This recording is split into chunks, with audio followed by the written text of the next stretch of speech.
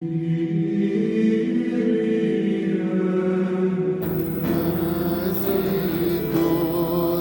palavra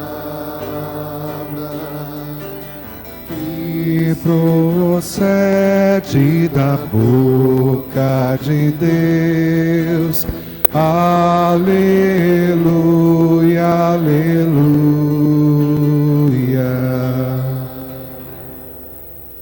O Senhor esteja convosco. Ele está no meio de nós. Proclamação do Evangelho de Jesus Cristo segundo Mateus. Glória a vós, Senhor.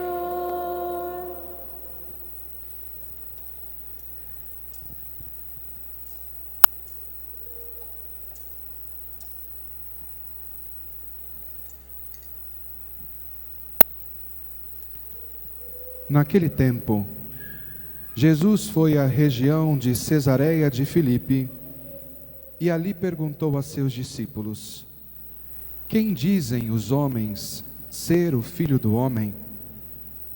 Eles responderam: alguns dizem que é João Batista, outros que é Elias, outros ainda que é Jeremias ou algum dos profetas. Então Jesus lhes perguntou: e vós, quem dizeis que eu sou? Simão Pedro respondeu: tu és o Messias, o Filho do Deus vivo. Respondendo, Jesus lhe disse: feliz és tu, Simão, filho de Jonas, porque não foi um ser humano quem te revelou isso, mas o meu Pai que está no céu.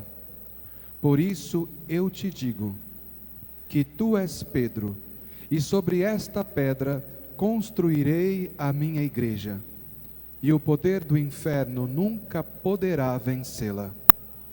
Eu te darei as chaves do reino dos céus. Tudo o que tu ligares na terra será ligado no céu. Tudo o que tu desligares na terra será desligado nos céus. Palavra da salvação. Glória a vós, Senhor. Que as palavras do Santo Evangelho perdoem os nossos pecados.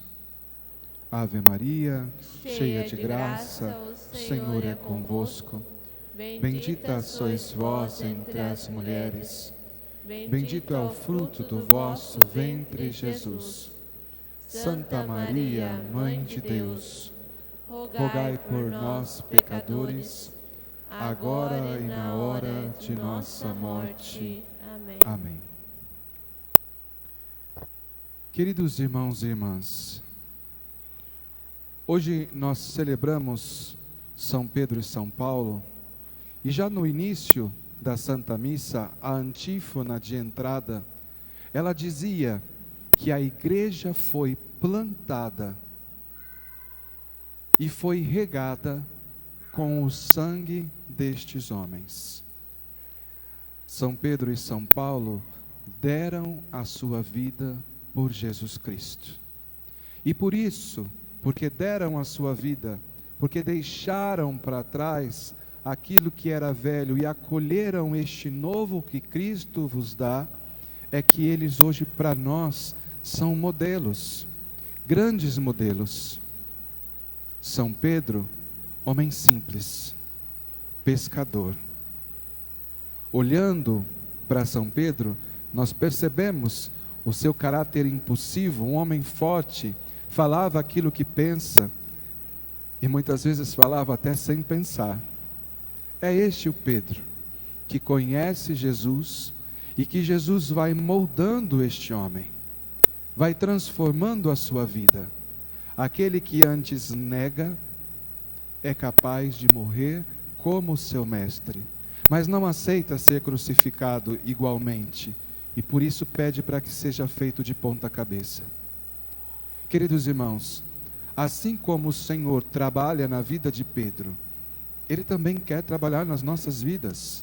assim como trabalha na vida de São Paulo, porque quem era Paulo? Paulo, inimigo dos cristãos.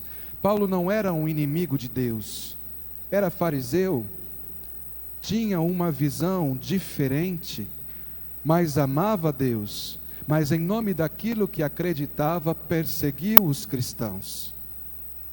Mas faz a sua experiência de Jesus e muda, abre mão de todos os benefícios que tinha, porque Paulo era um homem culto, antes chamado Saulo, um homem que tinha muitos privilégios, que falava mais de uma língua.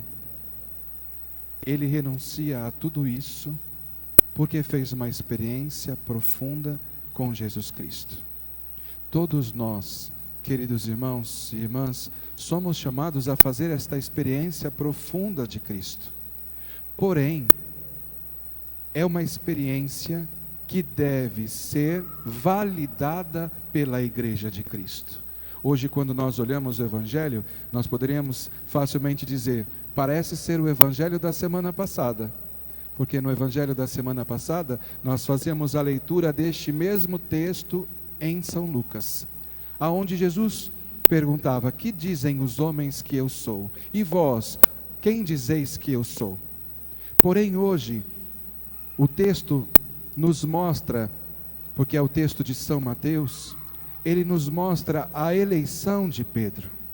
O momento em que Pedro, ele professa a sua fé, reconhecendo quem é Jesus Cristo. Tu és o Messias, o Filho de Deus vivo. E Jesus ele vai dizer que não é algo que nasce de Pedro, mas é o Pai que revela a Pedro. E em Jesus é confirmado. E Jesus vai e sobre Pedro institui a sua igreja. Queridos irmãos, a nossa igreja, ela tem uma hierarquia. É uma hierarquia dada pelo próprio autor da igreja, o próprio fundador da igreja, que é nosso Senhor Jesus Cristo. É Ele quem escolhe Pedro. Ele escolhe Pedro e dá Pedro como modelo para a sua igreja. Hoje, para nós, o modelo é o Papa. Papa é Pedro para nós. Agora, algo importante que nós precisamos compreender aqui.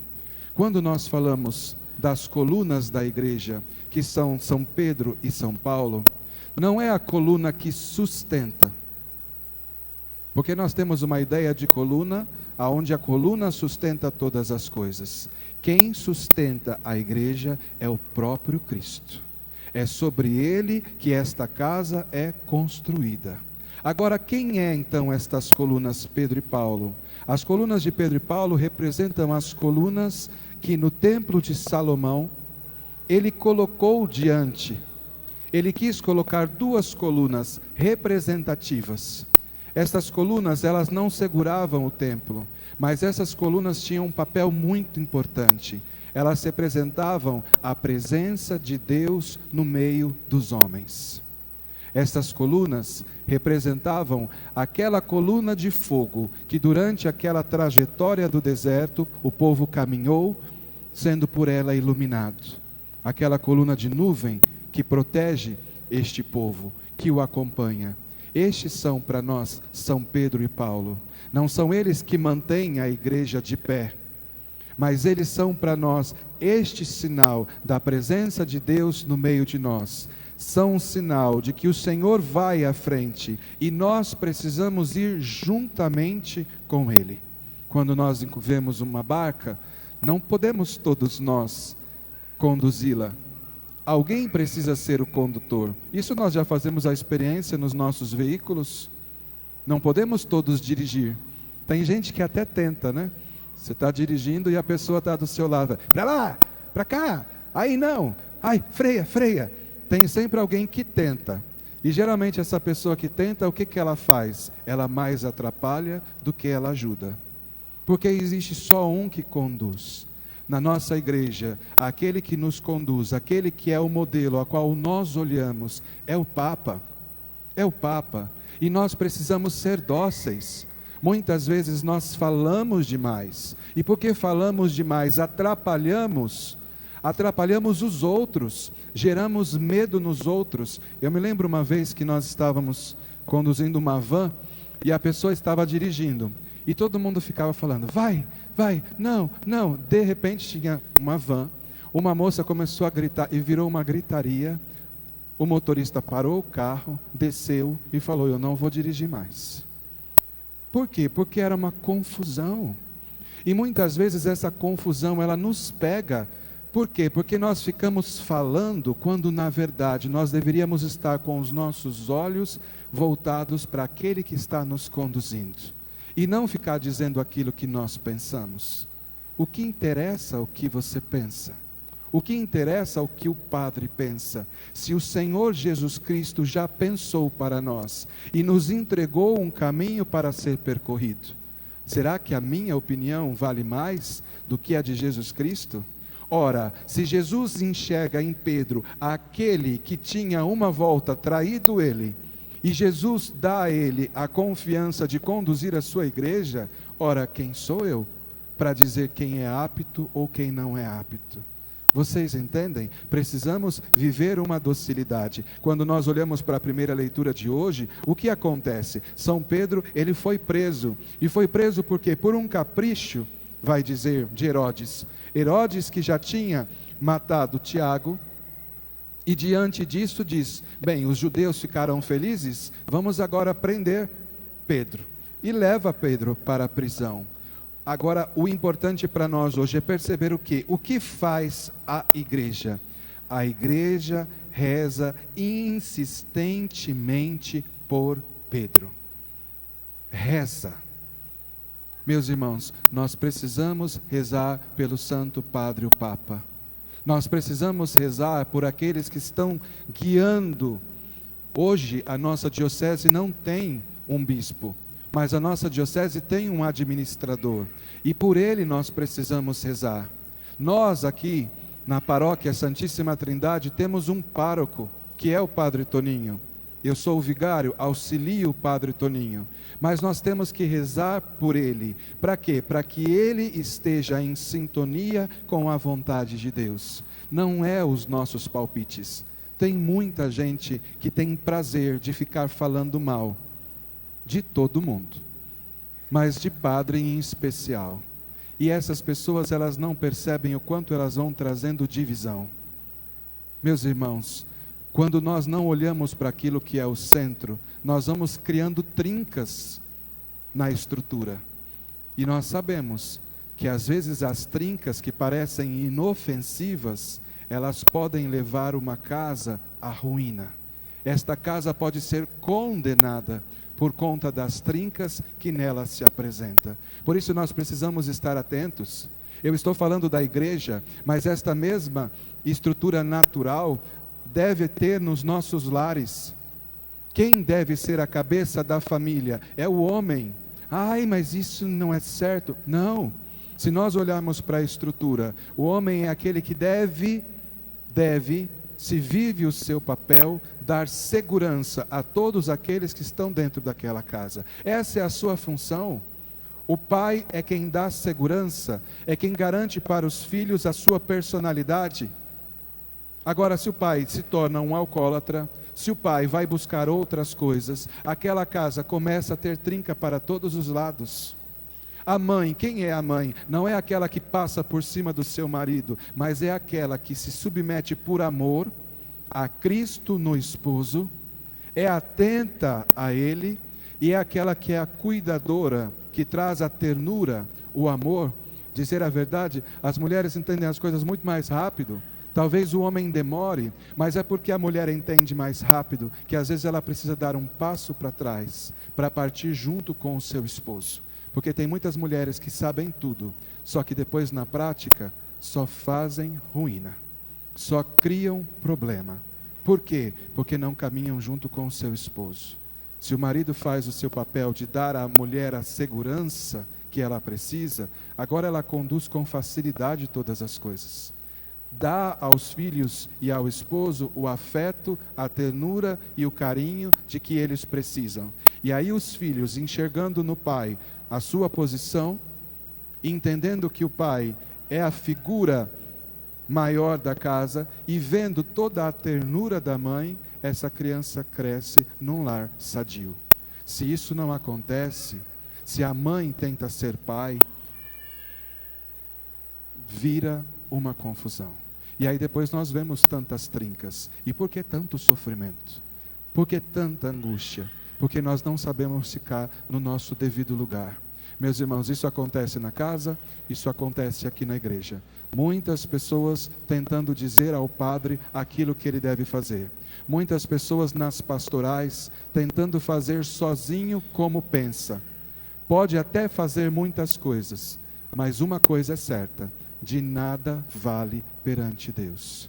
De nada vale, porque não haverá frutos. Não haverá frutos. Porque os frutos, eles só acontecem quando nós estamos inseridos na igreja.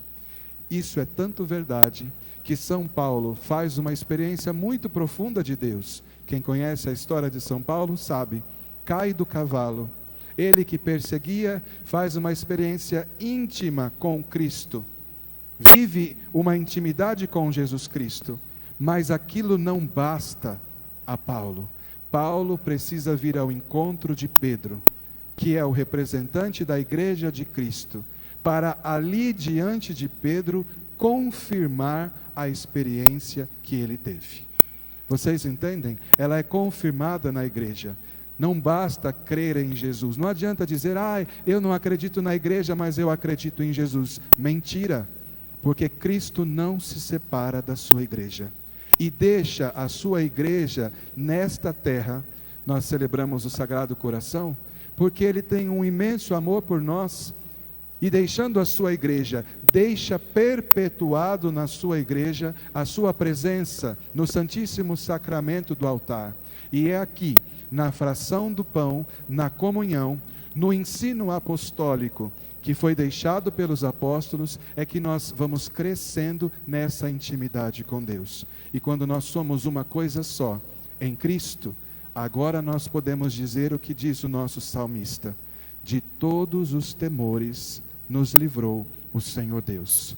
Porque já não existem mais temores. É verdade, tantas coisas nos assustam, mas se nós estamos na igreja de Cristo e caminhando com Ele, ainda que venham as tempestades, ainda que venham as chuvas fortes, a casa não há de cair. E aí nós entendemos o que o Senhor diz para nós: as portas do inferno jamais prevalecerão sobre a sua igreja. Jamais, jamais. Isso é uma promessa do Senhor. Mas essa promessa, ela se realiza como? Nesta experiência de Cristo, que é confirmada nessa experiência de Cristo na igreja, que nos liga e nos faz um, não iguais. São Pedro, totalmente diferente de São Paulo. Teve até briguinha, com certeza, entre eles. Nós temos, no Concílio de Jerusalém, quando Paulo vai dizer a Pedro: mas como assim? Você mudou agora a sua postura?